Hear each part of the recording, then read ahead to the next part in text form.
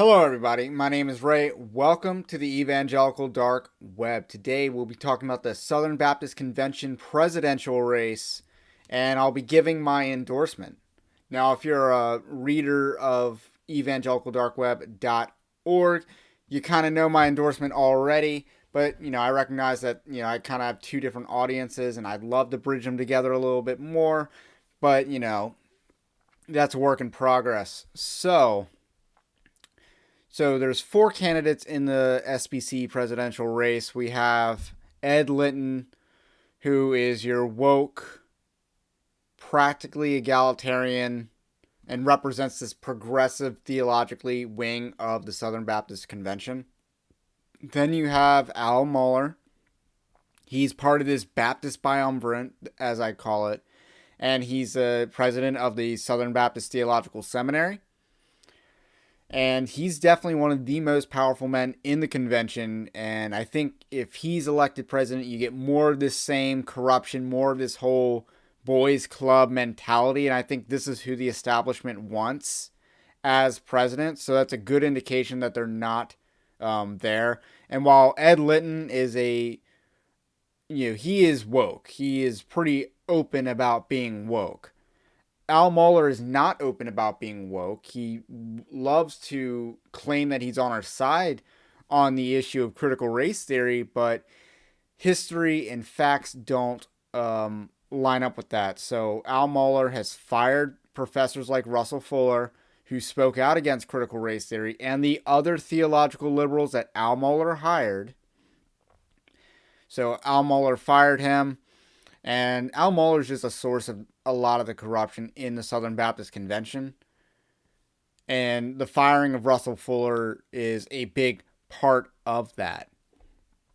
And the other thing is, you do not get Resolution 9 without Al Mohler. Al Mohler provided Jarvis Williams and and Curtis Woods and a bunch of these other critical race theorists that are prominent at the seminary level. And these were people on the resolutions committee that gave Resolution 9 to the Southern Baptist Convention, and people just kind of accepted what the resolutions committee gave them because they thought it was already vetted and they didn't understand the issue. Shame on them for not understanding the issue, though. So now we move on to Mike Stone and Randy Adams. Mike Stone I've talked a little bit more about. He has been in some controversy, and I think a lot of that controversy is unfair because, he is a sexual abuse survivor himself, and he's being accused of covering up sexual abuse. And a lot of this comes from a lying, effeminate man known as Russell Moore. And Russell Moore is not a friend of the church. He is someone who idly stood by and participated in the covering up that he accuses others of doing by his own words. Because these were leaked letters, which means he had no intention of revealing and blowing the whistle on this nonsense that he's alleging. And I'm sure this nonsense does exist. I just don't think Russell Moore is immune to it. I think he's a participant of it. I think he is accusing the other side of what he's been doing. Especially since he pals around with Kevin Ezell.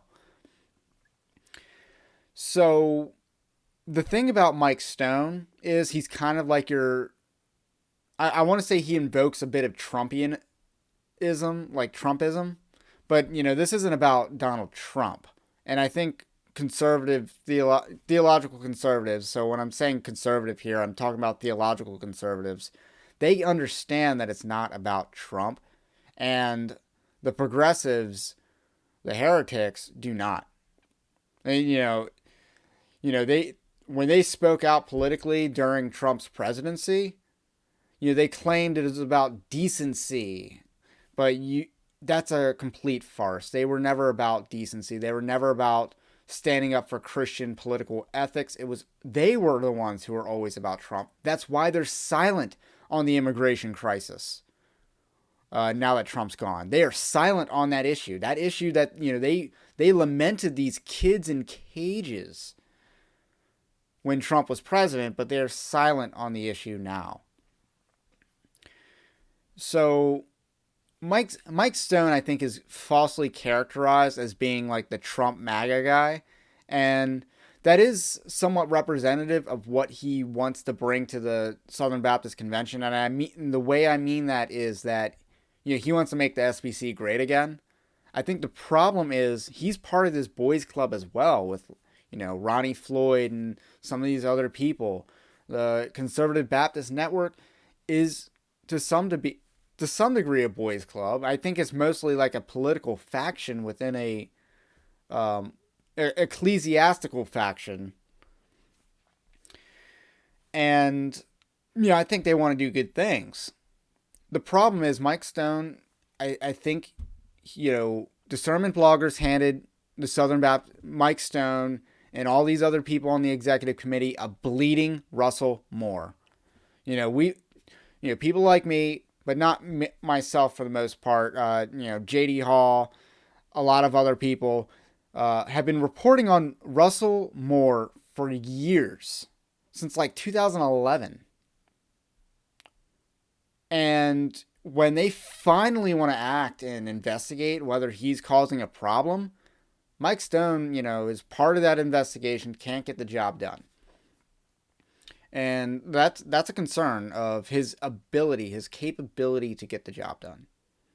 And a lot of that was kind of revealed in the letters, or made more obvious in the letters. It's like, because Russell Moore's lamenting this investigation that he's under, and Mike Stone is one of the people involved with that, and Mike Stone didn't get the job done.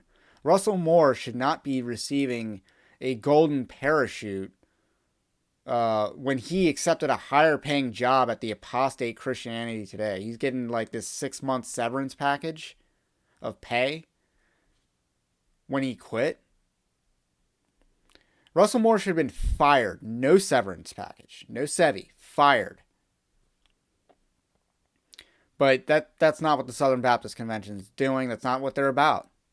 They're not.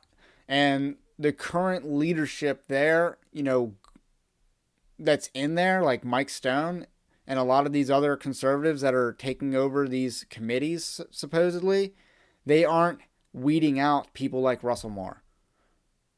They aren't weeding out people like Beth Moore. They're not calling out Al Mohler. They're not calling out J.D. Greer. So I don't have confidence in Mike Stone's ability to do the job, because I think the SBC, the Southern Baptist Convention, is in that dire straits. It is that bad. I don't really think there's many reasons to stay in the convention. Everyone wants to stay in for missions, and the missions are so corrupt. Like the North American Mission Board, and I've done some videos on this. I've written some articles about this. The North American Mission Board is entirely corrupt. It's run by Kevin Ezell, and Dottie Lewis is the person in charge of a lot of the church planting stuff, and he's incredibly woke. It's incredibly corrupt. So, I think you would be better off serving the Great Commission, setting a dollar bill on fire, than sending it to the North American Missions Board. So that leaves Randy Adams.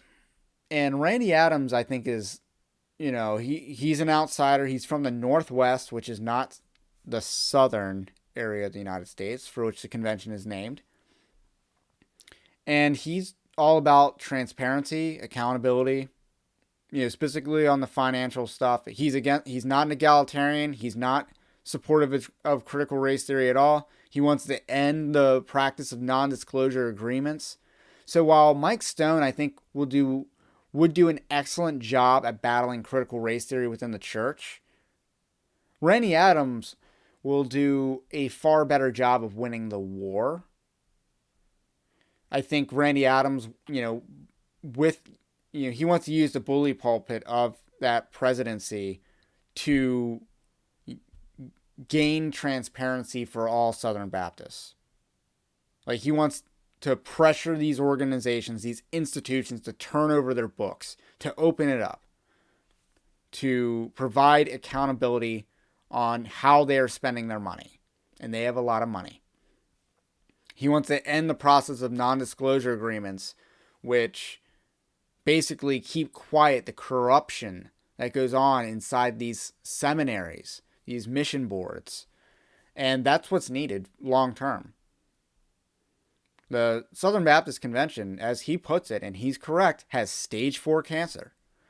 And you can't mess around with that. And I think Mike Stone will do too much messing around with that. I don't think Randy Adams will.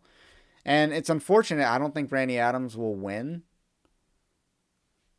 And I understand there's politics at play. I do think that Mike Stone is a front runner in this race. But I think Randy Adams is the best man for the job. Because I think he's the only one that can do the job. So that's what I got to say about that. Comment below what you think about what I think. My name's Ray. This is the Evangelical Dark Web. If you like this kind of content, do subscribe to the channel. And also check out evangelicaldarkweb.org and subscribe to that as well. Have a blessed day, and I will catch you on the next one.